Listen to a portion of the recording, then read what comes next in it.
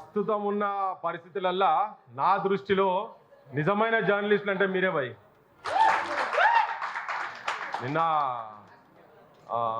ముఖ్యమంత్రి మాట్లాడిన మాటలు విన్న తర్వాత ఆయన అన్నాడు రోడ్ల మీద తిరిగే ఆవారాగాన్లు అని మాట్లాడిండు.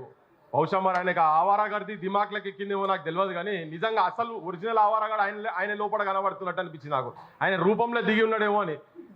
ఎందుకంటే ఇప్పుడు అమర్యాదగా అసభ్యంగా వాడు అనే పదం వాడుకుంటా మాట్లాడనేది అయితే నాకైతే ఒక ముఖ్యమంత్రి స్థాయిలో అప్పుడప్పుడు కోపం వచ్చినప్పుడు మనం కూడా మాట్లాడతాం కావచ్చు, కానీ అదే పద్ధతిగా విధానమే అదే అన్నట్టుగా వాడు అనే మాట మాట్లాడైతే చాలా అంటే అది తనకే తన గౌరవాన్ని తననే తగ్గించుకుంటున్నట్టు కనబడ్డది. నిన్న కాలు మీద కాలు వేసుకున్నాడని మాట్లాడినట్టే నాకు ఇంతకుముందు గత గవర్నమెంట్ మీద దొరలు దురహంకారము ఇవన్నీ మాట్లాడిన అంటే ఆయన ఇంకా ఏ కాలంలో నాకు అర్థమైతే లేదు. ఇంకా ఆయన కనబడితే చెప్పులు చేతిలో పట్టుకొని లేకపోతే నెత్తిల మీద పెట్టుకొని తిరగాలి ఇది జర్నలిస్టులు అంటే.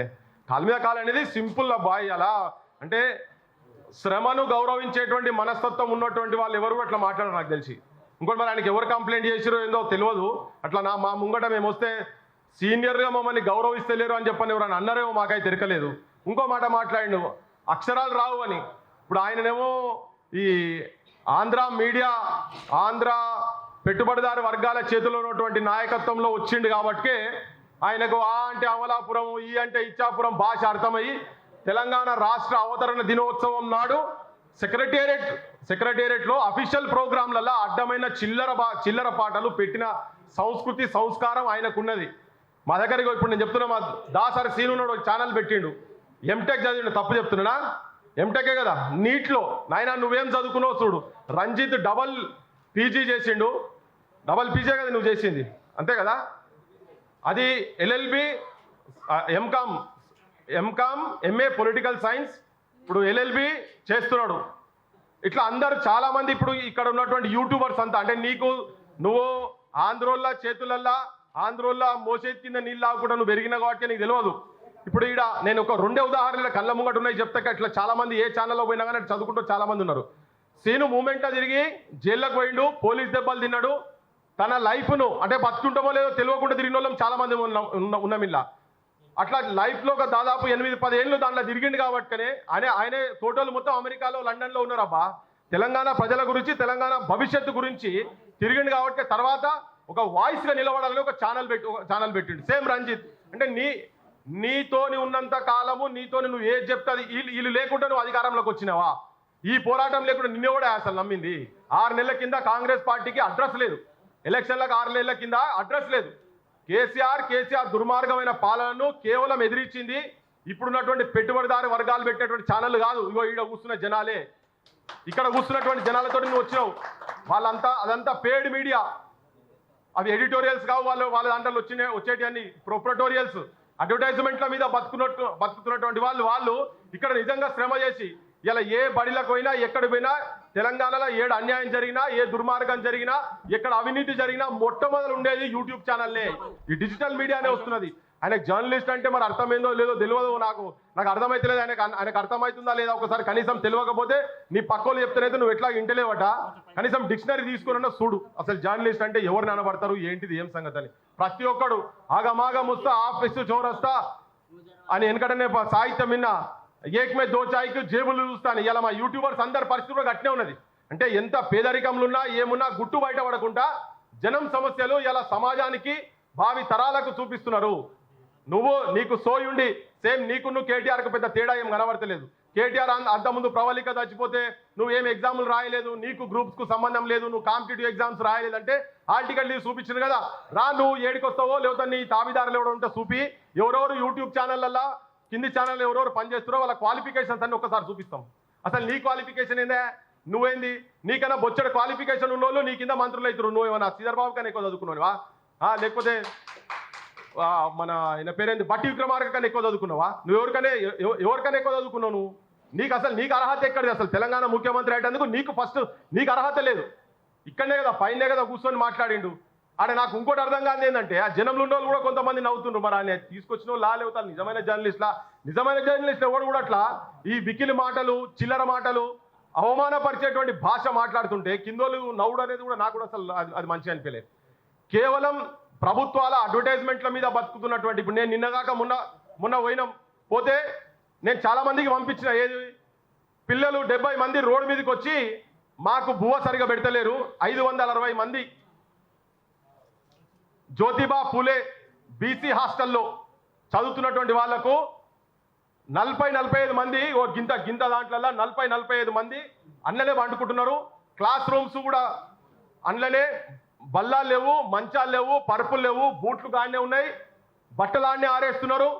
అటువంటి బడులు నడుపుతున్నారని చెప్పని మేము మొత్తం పోయి తిరుగుతా. పిల్లలు చెప్తున్నారు, పెట్టేందుకు మాకు తినేటందుకు బువ్వ కూడా సరిగలేదు, పురుగులు అన్నామని. బాత్రూములు లేవు, బయటికి పోతున్నారు బాత్రూములు 560 మంది. అవన్నీ పోయి మొత్తం విజువల్స్ తీస్తే, అంటే ఓనర్ కిరాయి తీసుకున్నట్టు ఓనరు పిల్లలను కొడుతున్నారని కంప్లైంట్ కూడా ఇచ్చిండు. అది పంపిస్తే నీ ఒక్క మెయిన్ స్ట్రీమ్ ఛానల్ ఎవడు వేయలేదు. అవన్నీ నీ దగ్గర పైసలు తీసుకొని పేడ్ ఛానల్స్ అవన్నీ కాబట్టి ఎవడు వేయలేదు. వేసిన వాళ్ళు ఎవరు వేసిరు? మళ్ళీ మనోళ్ళే వేసిరు. మరి రంజిత్ వేసిండొచ్చు, సీన్ వేసిండు, లేకపోతే మన తొలి వెలుగులు వేసిండ్రు, కైజర్ కావచ్చు, ఇంకెవరైనా మరి రామ్ వేసిండు. ఇటువంటి వాళ్ళు వేస్తున్నారు. అంటే ప్రజా సమస్యలు ఎక్కడ ఉన్నాయో అవి తీసి పక్కకు పడేసి నీకు నువ్వు ఏదంటే అది, నువ్వు జై అంటే జై, జిందాబాద్ అంటే జిందాబాద్ అనే భజన బ్యాచ్ కావాలా? ఇవాళ తెలంగాణలో నిజమైన అంశాలను బతికిస్తున్నటువంటి కేవలం ప్రచార సాధన ఉన్నటువంటి ఏకైక ఏంటంటే ఓన్లీ సోషల్ మీడియా. ఇది లేకపోతే ఇలా మీడియానే లేదు, ఇది చచ్చిపోయింది అన్నట్టుగానే అనుకోవాలి. ఇక నేను తర్వాత మాట్లాడి, నేను ఇప్పుడు మీడియా గురించి కొన్ని 4 ముక్కలు మాట్లాడమన్నారు కాబట్టి నేను మాట్లాడినా. ఇక మీరందరూ నాకైతే ఇలా మీ అందరి లోపల ఏమున్నది అనేది వినాలని ఉన్నది. ఇప్పుడు ఎవరు మొన్న జాన్వియా మొన్న లోపడేసింది, భాష అసభ్య పదజాలం అని చెప్పని లోపడేసింది కదా, తనువి ఇంకొకరిని చేసింది కదా. అంటే నేను సోషల్ మీడియా సైడ్ కూడా భాష మీద కంట్రోల్ ఉండాలి. మరి గిట్ల అనుకున్నావు, నువ్వు ఎమ్మెల్సీ ఎవరు చేసిరు? మరి నువ్వే చేసినావు కదా మీడియా, మరి నువ్వెందుకు కంట్రోల్ చేయలే? మరి ఇట్లా అని నిన్నే అన్నోడిని నువ్వు తీసుకుపోయి హౌస్లో కూర్చోబెట్టినావు కదా. నీకెక్కడ సంస్కారం ఆయన? నాకైతే నిన్ను చూస్తుండే నీ మెడల చెప్పుల దండలు. ఆయన పెద్ద నీతివంతుల లెక్క మాట్లాడుతున్నాడు. నేను అబద్ధాలే అబద్ధాలకు నేను చాలా దూరం, అధికారంలోకి వచ్చినాకనైతే నేను అబద్ధాలే మాట్లాడే పరిస్థితే లేదు అని చెప్పని చాలా పెద్ద మాటలు మాట్లాడి. నువ్వేం చెప్పినావు? ఆయన ఎలక్షన్ల కన్నా ముందు ఎమ్మెల్యేలు ఇంకో పార్టీకి వెళ్ళి నిలబడి గెలిస్తే, ఇప్పుడు బర్నింగ్ టాపిక్ కాబట్టి చెప్తున్నా, వేరే పార్టీలకు వెళ్ళి నిలబడ్డోని మళ్ళా అధికార పార్టీ కావచ్చు ఎమ్మెల్యేలను కొనుక్కునేటట్టు కనుక ఉండేది ఉంటే మీరు ఊర్లల్లా చెప్పులు మెడకేయండి, రాళ్లతో కొట్టుండ్రి అన్నాడు. ఇప్పుడు నువ్వేగా తీసుకున్నది వీళ్ళందరినీ. ఇప్పుడు చెప్పులు ఎవరి మీద మెడలు వేసి ఉన్నాయి? ఏమన్నా బయట ఉంటే ఒక బొమ్మ పెట్టి అదే మెడ మీద, అంటే నాకు ఆవేశంతో వాడు అంటున్నా కానీ బయట ఏమైనా ఉండదు ఒక ఫోటో పెట్టి అసలు నిజంగా ఈ అంశాన్ని పెట్టి చెప్పులు మెడకేయాలి ఆయనకు. ఇప్పుడు ఊరేగించాల్సిన అవసరం వాళ్ళనే కదా. షేమ్ రేవంత్ రెడ్డి, నువ్వు మాట్లాడేది ఒకటి మాట్లాడుతున్నావు, చెప్పేది ఒకటి చెప్తున్నావు, నువ్వు చేసేది ఒకటి చేస్తున్నావు. ఇంకోటి ఏంటి, నీ పాలనలో కూడా నిజం మాట్లాడిన వాళ్ళ మీద నువ్వు కూడా కేసులు పెడుతున్నావు. ఇలా ఊర్లల్లో మాట్లాడుతున్నారు. నేను నిన్న మాట్లాడుతుంటే కూడా, మొన్న కరీంనగర్ జగిత్యాల దగ్గర మాట్లాడుతుంటే, అమ్మా మీకు 4000 రూపాయలు వస్తున్నాయా, మీకు పెన్షన్ వస్తుందా అడిగితే నోట్లకెళ్ళి ఫస్ట్ మాట ఊర్లలో వాడక భాష, నేను చెప్పలేను కానీ ఆ భాష నేను వాటి తిడుతున్నారా? నువ్వు తిట్ట కూడా చేసుకో. గదెవరో రికార్డు చేసిరని పెడితే వాళ్ళు చేసుడు కూడా తప్పే కావచ్చు, కానీ దానికి జైళ్ళకు పంపించడం అనేది చాలా టూ మచ్. సో నువ్వు కూడా దొరల పాలనే నీది కంటిన్యూ అవుతున్నది. నీ అహంకారం ఫస్ట్ తగ్గించుకో. నువ్వు ముఖ్యమంత్రి అయినావు అనగానే నీకేం కొమ్ములు రాలే. నీ అహంకారం ఫస్ట్ తగ్గించుకో. నువ్వు అంతకుముందు ఏమేమి మాట్లాడినావు, నీ మేనిఫెస్టోలలో ఏమేమి పెట్టినావు, జర్నలిస్టులను ఎటువంటి వాళ్ళు జర్నలిస్టులు వీరిని అవసరం ఉన్నప్పుడేమో వీళ్ళ కడుపులో తలకాయ పెడతావు, వీళ్ళ కాళ్ళు మొక్కుతావు. నువ్వు అధికారంలోకి వచ్చినాక వీళ్ళని మొగుడుతావు. కానీ నిన్ను ఎప్పుడైతే నువ్వు చేసే తప్పుల గురించి మాట్లాడితే వీళ్ళు నీకు శత్రువులు అవుతారా? నీ ద్వంద్వ వైఖరి, నీ అబద్ధాల ప్రభుత్వాలు, నీకు వత్తాసు పలికేటువంటి మీడియా కావచ్చు, జనానికి కూడా జనం చూసే జనం కూడా ఈ దుర్మార్గ మాటలు, ఈ దుర్మార్గం అబద్ధాల మాటలు. ఇంకోటి ఏం చెప్తున్నాడు, దౌడ చెంప వలగొట్టాలనిపిస్తుందట. అది ఈయన ఏమనుకుంటుడు పోయినాక అర్థమైతే మైక్ టైసన్ ఆయన ఏమన్నా ఒక హర్క్యులసా ఏంది అసలు? ఈయన దారాసింగా చటా గోచలేదు ఈయనకు. బయటకు వస్తాం మా నగేష్ వచ్చి మీద పడి బొడితే అటే పోతాడు ఆయన. అరే ఏం భాష మాకుండదా? అంటే కింద కూర్చున్న వాళ్ళకి మనకు ఉండదా? పౌరుషం ఉండదా? వచ్చి ఇలా దౌడ మిగలు పెడితే ఊకుంటారా? ఎవడన్నా ఊకుంటారు బా? ఎవడన్నా ఊకుంటాడా? ఎవరు ఊకోరు. మా ఆడబిడ్డల ఇద్దరు కలిస్తే అడ్డం పట్టాడు ఆయన. సో వీళ్ళు కూడా కొడతారు మళ్ళీ. అరే ఏం భాషనే నువ్వు? నేనట ఆయనకంటే ఆవేశం వస్తాడట, కింది పోయి కొడతాడట. ఏం నువ్వు ఒక ముఖ్యమంత్రివా? నువ్వు చిల్లర కానీ ఎవరు నువ్వు? అసలు మాకు అర్థమైతే జనాలా, నిన్ను చూస్తున్నటువంటి జనాలా నువ్వు చిల్లర మాటలు మాట్లాడుతున్నావా? ఎవడైనా ముఖ్యమంత్రి ఉండి కిందికి వచ్చి నాకు చెంప మీదకి కొట్టాలనిపిస్తుంటారా? అసలు దేని కొడతావా? వాళ్ళు అన్నది ఏంటిది, చేసింది ఏంటిది? మా సీన్ కూడా కాలువేసుకొని కూర్చున్నాడు. కుడికాయ ఎడమకాయలు వచ్చింది పైన వేసుకొని కూర్చున్నాడు, కుడికాయలు కొద్దిసేపు వస్తుంది ఇటు వస్తుంది. అంటే ఇది అంతేనంటే ఒక అహంకారం ఉంటుంది చూసినావా, ఒక దురహంకారం. అరే నా ముంగట వీడు కాలు మీద కాలు వేసుకొని కూర్చున్నాడు, నా ముంగట తెల్లంగిలు వేసుకొని కూర్చుంటాడు. అదొక అహంకారం, ఒక పైశాచికం నెత్తి మీద ఉంటుంది కదా, అది తాండవం ఆడుతున్నది ముఖ్యమంత్రి రేవంత్ రెడ్డి మీద. బిడ్డ నువ్వు ఇవన్నీ మానుకోకపోతే చరిత్రలో పతనం అయిపోతావు. ఒక్కడు కన్నెర చేస్తే కెనడీ అసంటోడు సర్వనాశనం అయ్యిండు. నీ మీద అట్లా కూడా కన్నెర ఎర్ర చేసేటట్టుగా చూసుకోకు. నువ్వు నీ అన్ని పిచ్చి మాటలు, ఈ హౌలా మాటలు, రోడ్ల మీద తిరిగే మాటలు నువ్వు మాట్లాడుతున్నావు. నువ్వు జర్నలిస్టుల గురించి అట్లా మాట్లాడితే నువ్వే ఎక్స్పోజ్ అవుతావు. జనం లోపల రీసర్ అవుతున్నావు నువ్వు రోజు రోజుకు. నీ చిల్లర వ్యవహారాలు, చిల్లర మాటలు, చిల్లర భాష. నువ్వేం చదువుకున్నావు? ఫస్ట్ నీకన్నా ఎక్కువ చదువుకున్నావు వీళ్ళందరూ యూట్యూబ్లు నడుపుతున్నారు ఇక్కడ.